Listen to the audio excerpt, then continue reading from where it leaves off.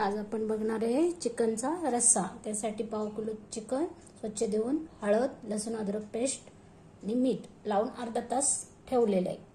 त्याच्यानंतर 2 टमाटे, कोथिंबीर, कढीपत्ता, कांदा आणि धन, खोबरं आणि मिरी, लवंगा 2-2 असं आपण भाजून घेतलेलं आहे। थोडासा काळा मसाला 1 चमचा टाकायचा, 1 पुडी अद्रक लसूण पेस्ट टाकायची, किचन किंग मसाला टाकायचा, ही मेथी टाकायची आणि कांदा लसूण मसाला 2 चमचे, 4 मिरची, मीठ, जिरं, हळद। चला तर मग पाहूया चिकन रस्स्याची रेसिपी। तर हे आपण मिक्सरला लावून घेऊया।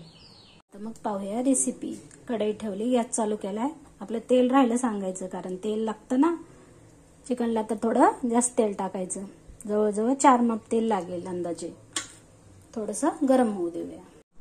हे पहा आपलं तेल गरम झाले, त्यात आपण हे जिरे टाकून घेऊया, तेजपत्ता टाकून घेऊया आणि आपण जे मिक्सरला आताचं साहित्य बारीक करून घेतलंय हे पण टाकूया।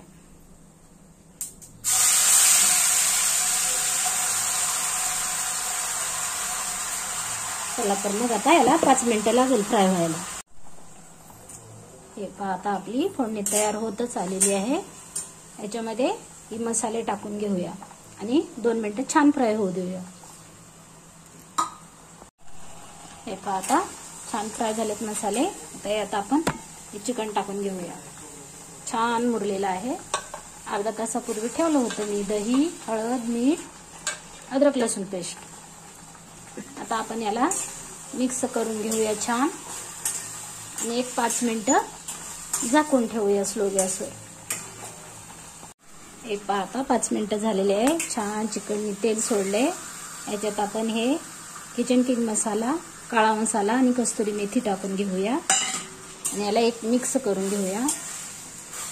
हे छान मिक्स झालं। इकडे आपण 1 तांब्या पाणी गरम केलंय रश्श्यासाठी, हे टाकूया आणि 5 मिनिटासाठी उकळू देऊया। उकळी आली की चिकनचा रस्सा तयार आहे। चिकन रस्सा आवडला तर लाईक करा, शेअर करा, सबस्क्राईब करा। व्हिडिओ पाहिल्याबद्दल धन्यवाद। आता आपण याला झाकून ठेवूया, 5 मिनिटात उकळी येईल।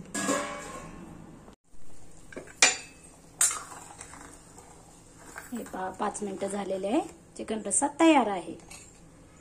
तर वाढूया आपण जेवायला।